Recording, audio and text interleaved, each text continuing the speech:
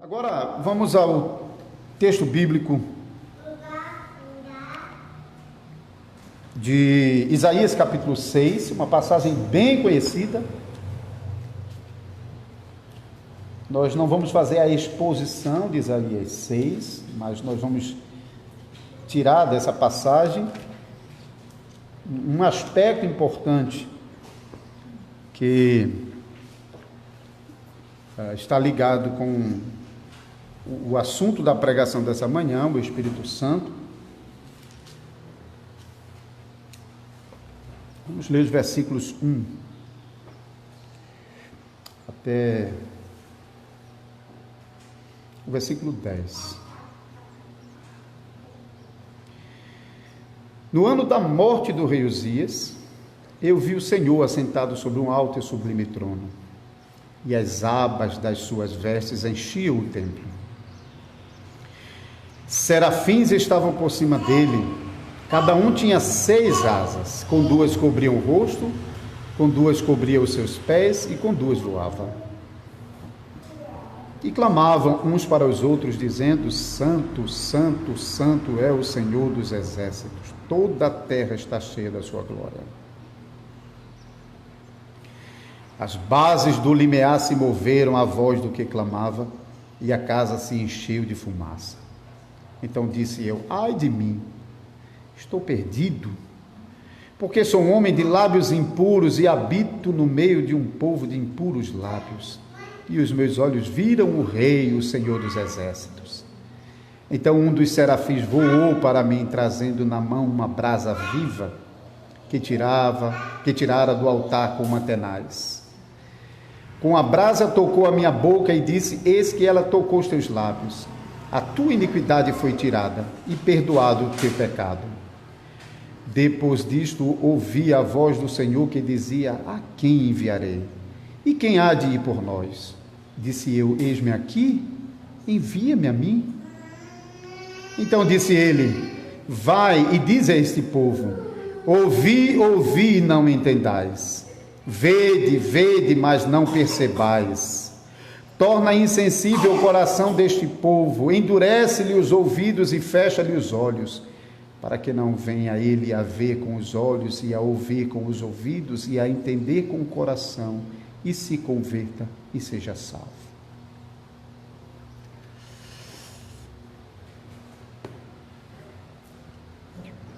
Vamos pedir o auxílio do Senhor em oração.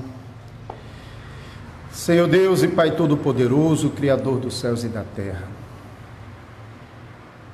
por favor, mais uma vez nós te pedimos, Senhor, que assim como Isaías ouviu as palavras de Deus e temeu, mas também confiou quando o Senhor pronunciou suas promessas de perdão de pecados, assim também nós, o teu povo, possamos reconhecer os nossos pecados diante do Senhor e não tentar ocultá-los de maneira nenhuma, nem a um deles, mas que o Senhor possa lançar luz ao nosso coração, para que nós possamos lamentar cada um dos nossos pecados,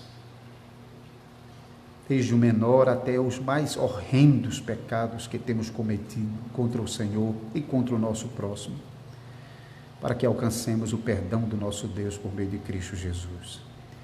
Senhor, abençoa-nos mais uma vez, faze-nos ouvir e compreender, mas sobretudo, Senhor, opera em nosso coração, para que não fiquemos no meio do caminho, porque se nós entendermos a Tua palavra, ouvirmos e entendermos-la, mas se essa palavra não descer ao nosso coração, isso será para o nosso terror, porque compreenderemos então o juízo do Senhor contra os pecadores, mas não teremos nenhuma esperança de salvação. Mas por favor, Senhor, leva estas palavras até o nosso coração e aplica, converte o nosso coração, nós te suplicamos. Abençoa esse momento da pregação, os irmãos e irmãs que estão aqui, e aqueles que estão acompanhando de suas casas, membros e congregados de nossa congregação, e mesmo aqueles que estão nos visitando por meio também da transmissão da internet, acompanhando, ouvindo atentamente a pregação. Abençoa-os, Senhor. Nós te suplicamos em nome de Jesus Cristo. Amém.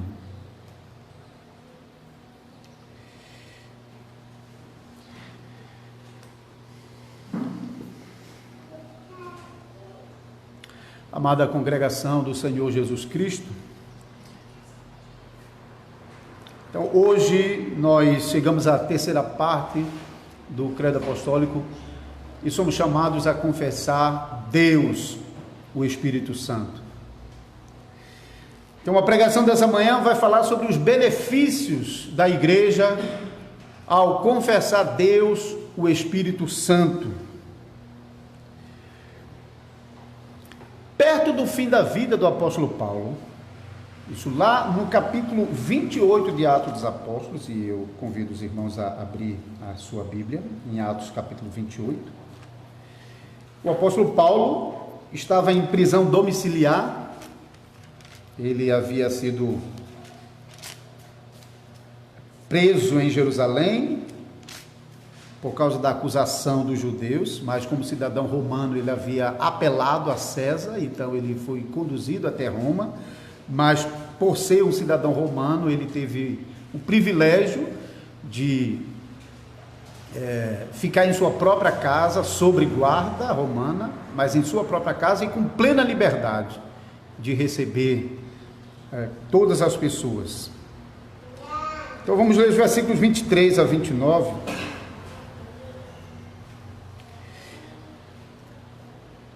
Havendo-lhe eles marcado um dia, vieram um grande número ao encontro de Paulo na sua própria residência. Então, desde a manhã até a tarde, lhes fez uma exposição em testemunho do reino de Deus, procurando persuadi-los a respeito de Jesus, tanto pela lei de Moisés como pelos profetas.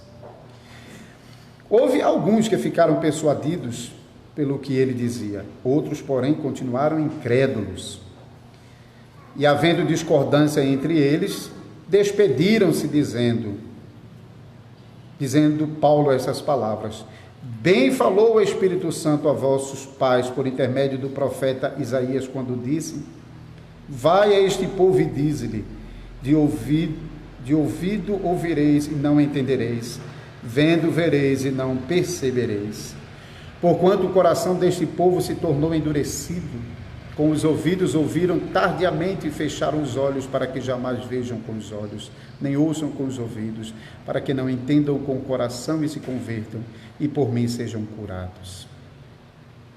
Tomai, pois, conhecimento de que esta salvação de Deus foi enviada aos gentios, e eles ouvirão. Dita essas palavras, partiram os judeus, tendo entre si grande contenda.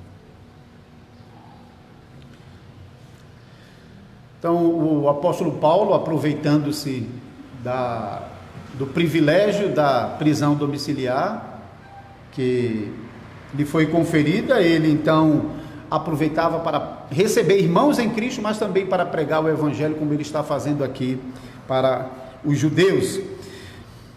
Paulo, ele pede uma audiência à liderança dos judeus de Roma, e então nessa liderança ele prega Jesus Cristo, o Salvador, usando a lei e os profetas.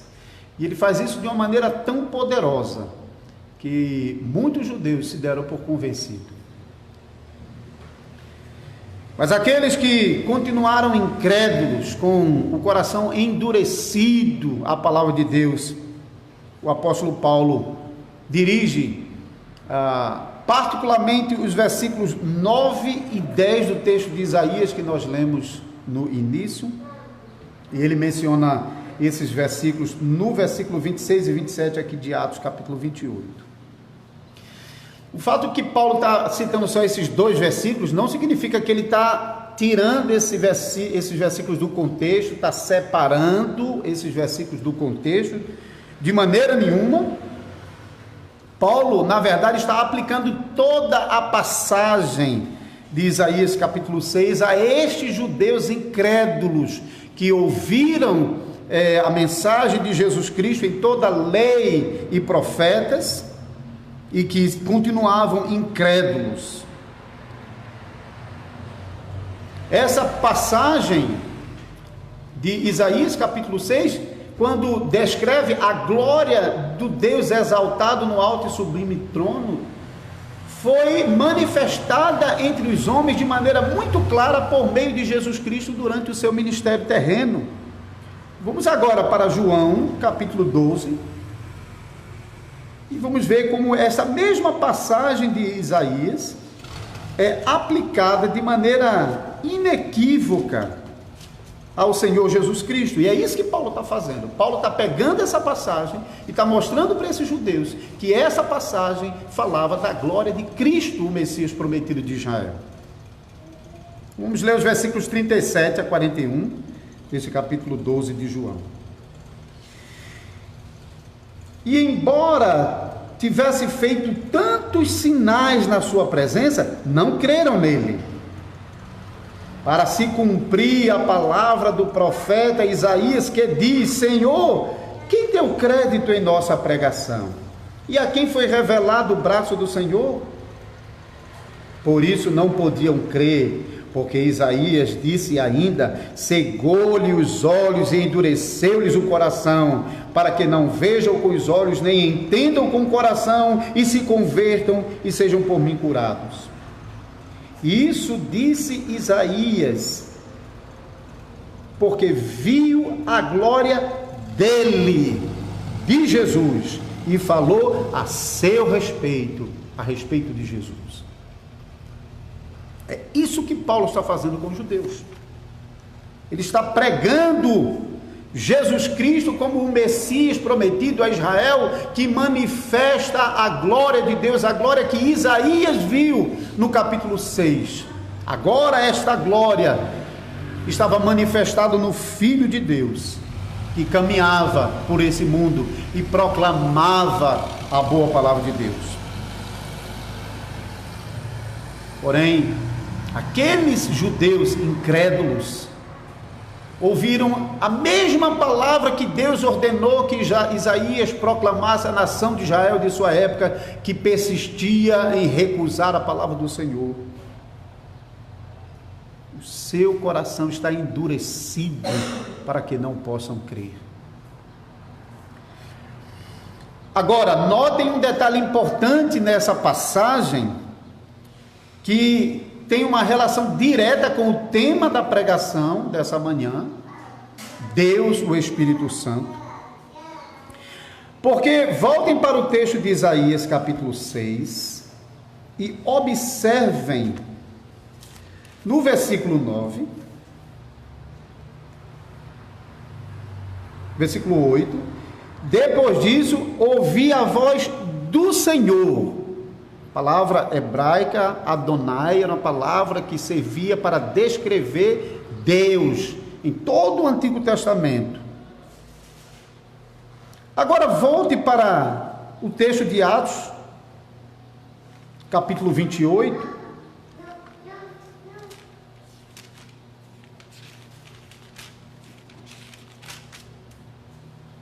Na leitura que nós fizemos, versículo 25, a parte B desse versículo, veja o que Paulo diz: bem falou o Espírito Santo a vosso respeito, por intermédio do profeta Isaías, quando disse. E aí ele cita o que lá é o versículo 9: vai a este povo e dize-lhe, de ouvido ouvireis e não entendereis, e vendo vereis e não percebereis. Porquanto o coração deste povo se tornou endurecido, com os ouvidos ouviram tardiamente e fecharam os olhos, para que jamais vejam com os olhos, nem ouçam com os ouvidos, para que não entendam com o coração e se convertam, e por mim sejam curados.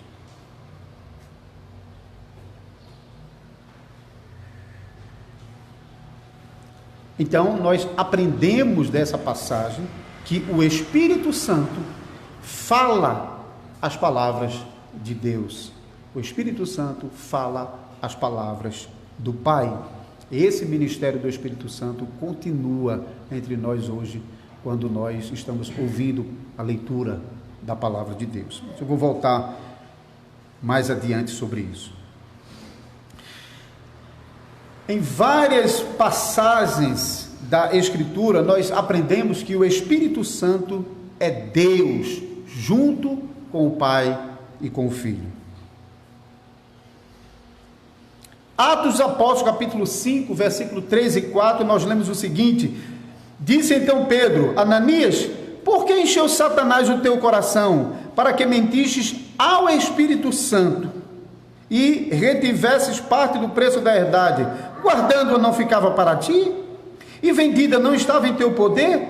Por que formaste esse desígnio no teu coração? Não mentiste aos homens, mas mentiste a Deus. Então, mentir ao Espírito Santo, mentir a Deus é um paralelismo. Tem o mesmo sentido. O Espírito Santo e Deus são o mesmo ser. Na primeira carta do apóstolo São Paulo aos Coríntios, no capítulo 3, versículo 16, nós lemos: não sabeis vós que sois templo de Deus e que o Espírito de Deus habita em vós? Templo de Deus, habitação do Espírito Santo, tem o mesmo sentido nessa passagem. Ainda em Mateus, capítulo 28, versículo 19, nós lemos: ide, portanto, fazei discípulos de todas as nações, batizando-os em nome do Pai, e do Filho, e do Espírito Santo. Nessas palavras da instituição do batismo, Pai, Filho e Espírito Santo são declarados como o único Deus.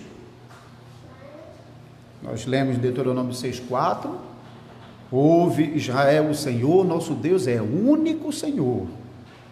E a mesma coisa nós lemos em 1 Coríntios, capítulo 8, versículo 4, porque há um só Deus. Então não estamos falando sobre três deuses, mas estamos falando sobre três que são um. Como alguém replicou um argumento da Testemunha de Jeová, que disse: eu não sei como alguns cristãos conseguem mudar a matemática de 1 mais 1 mais 1, que é igual a 3, transformar em 1. Aí alguém replicou dizendo: o seu esquema matemático está errado. Não é 1 mais 1 mais 1 é igual a 3, mas é 1 vezes 1 vezes 1, que é igual a 1. Quando nós lemos na Escritura as inúmeras passagens que estão mostrando que o Espírito Santo é Deus, juntamente com o Pai e o Filho, e aprendendo na palavra de Deus que os atributos relacionados ao Espírito Santo são os mesmos atributos de Deus. Por exemplo, lemos sobre isso em Atos, capítulo 25, versículo 28, 1 Coríntios, capítulo 2, versículo 10 e 11, e em Gênesis 1, versículo 2, o Espírito Santo estava ali criando, como agente criador, como Deus. Por isso nós confessamos, junto com a igreja antiga, que o Espírito Santo é incriado, é eterno, é imenso, é onisciente, onipresente. Igualmente com o Pai e o Filho, e junto com o Pai e com o Filho, deve ser adorado e glorificado, conforme nós aprendemos na bênção que o apóstolo Paulo ensinou à igreja na segunda carta, no capítulo 13, versículo 13, segunda carta de Coríntios. Nós costumamos usar essa bênção em final dos nossos cultos, particularmente no culto da noite. 1 João capítulo 5, versículo 7, diz também que três são os que testificam no céu: o Pai, o Filho e a Palavra. Então, nós temos essa confissão de que Deus, o Espírito Santo, é uma pessoa na Santíssima Trindade preservada no credo atanasiano. Se você está com o Inário Maceió, ou se você está acompanhando pelo aplicativo, o aplicativo você também tem lá os credos ecumênicos, no inário fica lá na página 124, você vai ter o credo atanasiano, que é um dos credos antigos da igreja cristã. Eu gostaria de ler uma parte desse credo, para mostrar como nós nos unimos à igreja antiga quando nós confessamos o Espírito Santo é Deus igualmente com o Pai e o Filho. Então o credo atanasiano diz assim: qualquer um que quer ser salvo, antes de tudo, deve seguir a fé universal. Aquele que não aguarda integral e intacta, sem dúvida perecerá eternamente. A fé universal é esta, que adoramos o único Deus na Trindade, e a Trindade na unidade, não confundindo as pessoas, nem separando o ser. Pois uma é a pessoa do Pai, outra a do Filho e outra a do Espírito Santo. Mas o Pai e o Filho e o Espírito Santo possuem uma só divindade, igual glória, igual majestade eterna. Assim como é o Pai, assim é o Filho, assim também o Espírito Santo. Incriado é o Pai, incriado o Filho, incriado o Espírito Santo. Imenso é o Pai, imenso o Filho, imenso o Espírito Santo. Eterno é o Pai, eterno o Filho, eterno o Espírito Santo. Contudo, eles não são três eternos, mas um só eterno. Como não são três incriados, nem três imensos, mas um só incriado e um só imenso. Igualmente o Pai é todo-poderoso, o Filho é todo-poderoso, o Espírito Santo é todo-poderoso. Contudo, eles não são três todo-poderosos, mas um só todo-poderoso. Assim o Pai é Deus, o Filho é Deus, o Espírito Santo é Deus. Contudo, eles não são três deuses, mas um só Deus. Assim o Pai é Senhor, o Filho é Senhor, o Espírito Santo é Senhor. Contudo, não são três senhores, mas um só Senhor.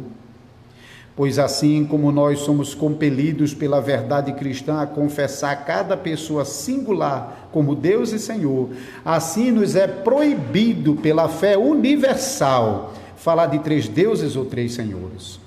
O Pai não foi feito por ninguém, nem criado, nem gerado. O Filho não foi feito, nem criado, mas gerado somente pelo Pai. O Espírito Santo não foi feito, nem criado, mas gerado pelo Pai e Filho. Nem gerado pelo Pai e Filho, mas está procedendo deles. Então, um só Pai, não três pais. Um só Filho, não três filhos. Um só Espírito Santo, não três Espíritos Santos. E nessa trindade não há nada anterior ou posterior, nem maior ou menor, mas todas essas três pessoas têm a mesma eternidade e igualdade.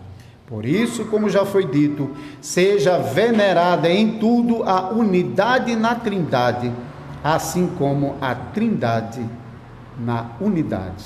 Portanto, quem quer ser salvo deve reconhecer assim a Trindade.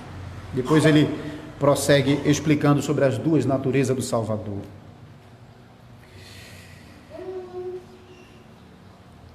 Agora, irmãos, a igreja antiga enfrentou muita dificuldade para definir a doutrina da divindade do Espírito Santo. Da mesma maneira que ela teve muito trabalho para definir as duas naturezas do Salvador, sem se misturar, sem se confundir, mas também sem separar as duas naturezas juntas, inseparáveis do Salvador. Da mesma maneira, a igreja está sofrendo com os hereges e com os erros sugeridos por muitos bispos antigos acerca da verdadeira natureza do Espírito Santo. Algumas pessoas na igreja estavam ensinando que o Espírito Santo não era Deus de verdade, mas era apenas uma força que procedia de Deus. Outros ainda estavam ensinando que nem isso era.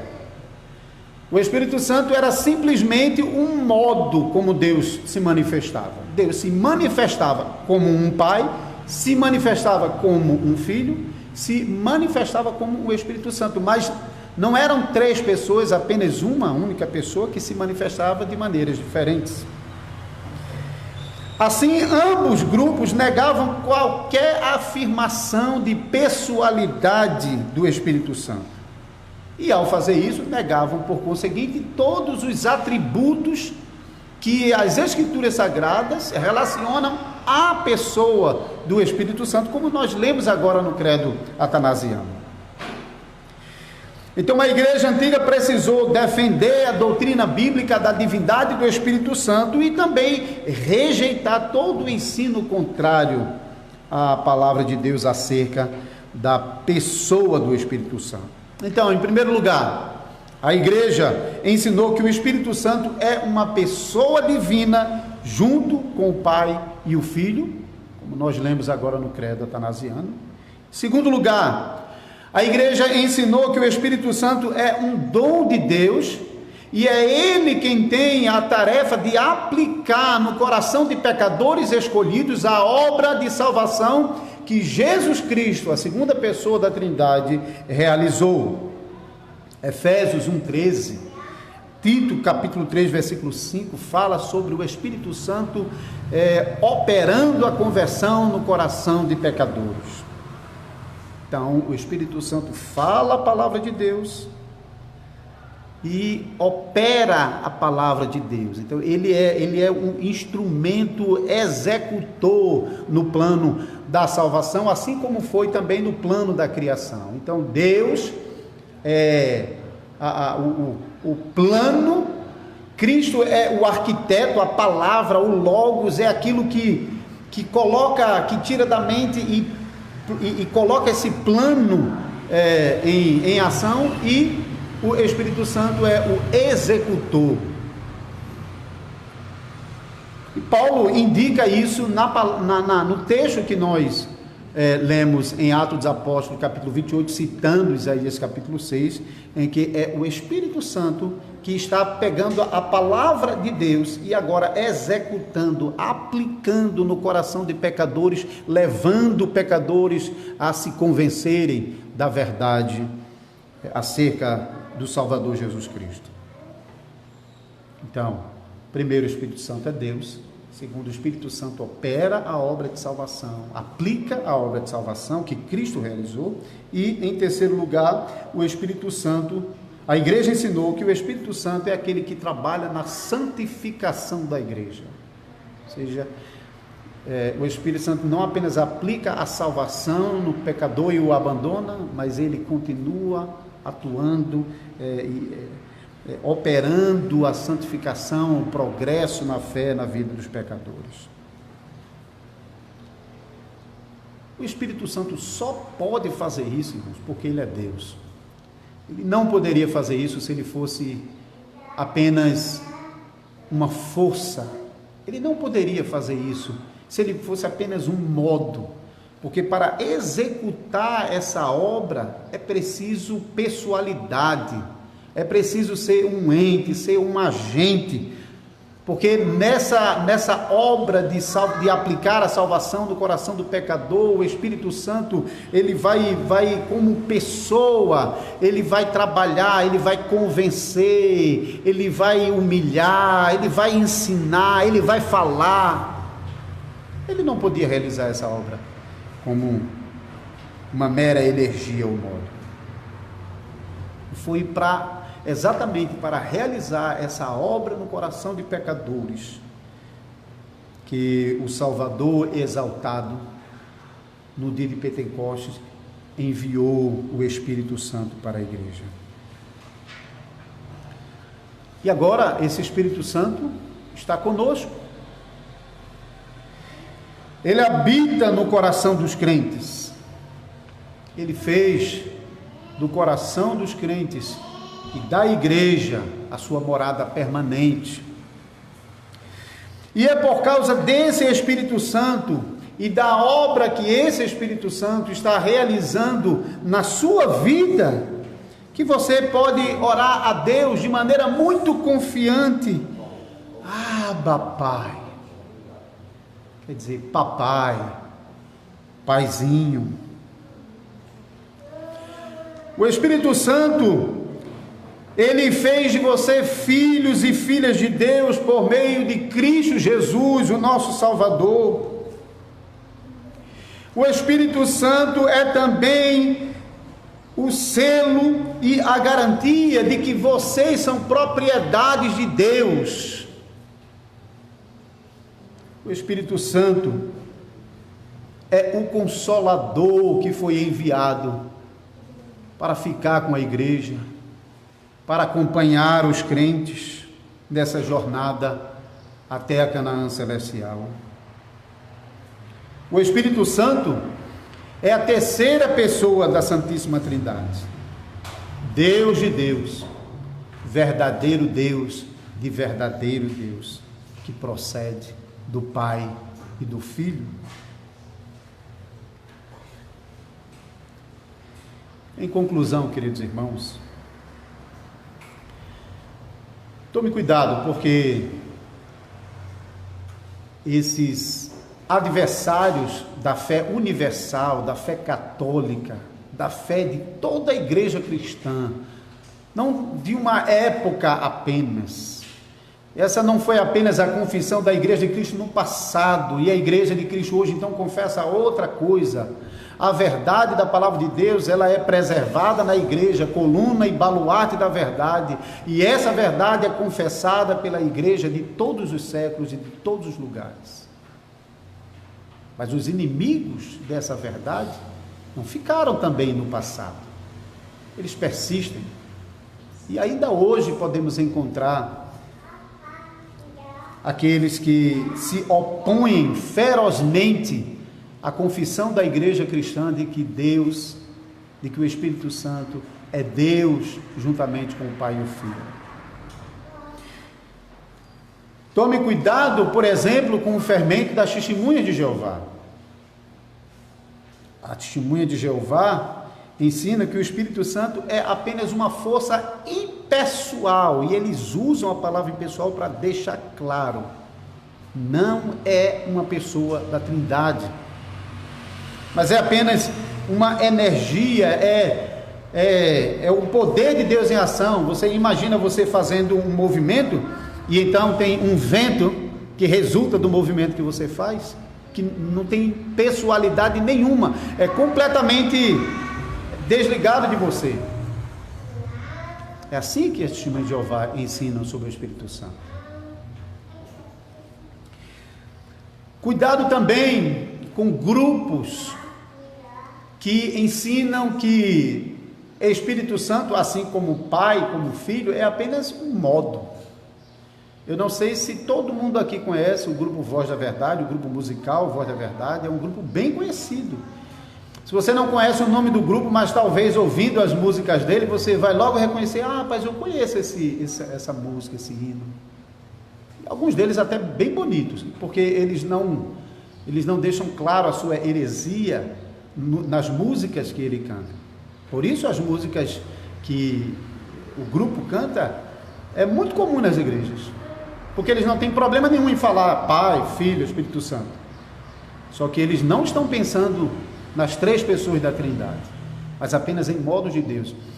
E se você for assistir no YouTube as coisas que um dos líderes, o líder principal atualmente depois da morte de Moisés, do velho Moisés, ele diz coisas horríveis sobre a doutrina da Trindade, que você não vai conseguir ouvir. Mas eles estão ensinando e pregando nas igrejas dele contra a doutrina da Trindade. E há muitos grupos espalhados que levam o nome de igreja cristã, mas negam a doutrina da Trindade. Em Recife eu conheci uma comunidade ágape, mas eu sei que não é em todo lugar que igrejas com esse nome seguem esse mesmo movimento, mas essa lá seguia. Também Igreja de Deus, embora nem toda igreja com esse nome, Igreja de Deus, adota essa doutrina, mas lá em Recife também uma igreja chamada Igreja de Deus adotava essa mesma doutrina que negava a pessoalidade do Espírito Santo. Nós devemos estar bem atentos, como o apóstolo Paulo ensinou a Timóteo, no capítulo 4, versículo 1, tende cuidado com os espíritos enganadores, porque eles não aprenderam isso da palavra de Deus, nem aprenderam isso com a igreja antiga, mas eles aprenderam com os hereges do passado a repetir a mesma mentira, a mesma ofensa contra a Santíssima Trindade, negando a divindade, a pessoalidade do Espírito Santo. Por isso nós devemos usar com firmeza a doutrina que a igreja vem confessando ao longo dos séculos. O Espírito Santo é Deus verdadeiro, juntamente com o Pai e o Filho. Uma energia ou um modo não pode dar consolo a nenhum cristão nessa vida, muito menos na hora da morte. O que um vento vai fazer na hora da morte? O que apenas uma descrição, um modo vai fazer quando os seus olhos estiverem fechando e você não souber o que vai acontecer mais adiante? Amados irmãos e irmãs, somente um Deus que salva pecadores, somente um Deus que arranca pecadores do domínio do pecado e do diabo e o torna cidadão do reino dos céus. Somente um Deus que veio para o seu povo e que permanece com e no meio do seu povo pode consolar aqueles que recebem o Espírito Santo como o verdadeiro e eterno Deus.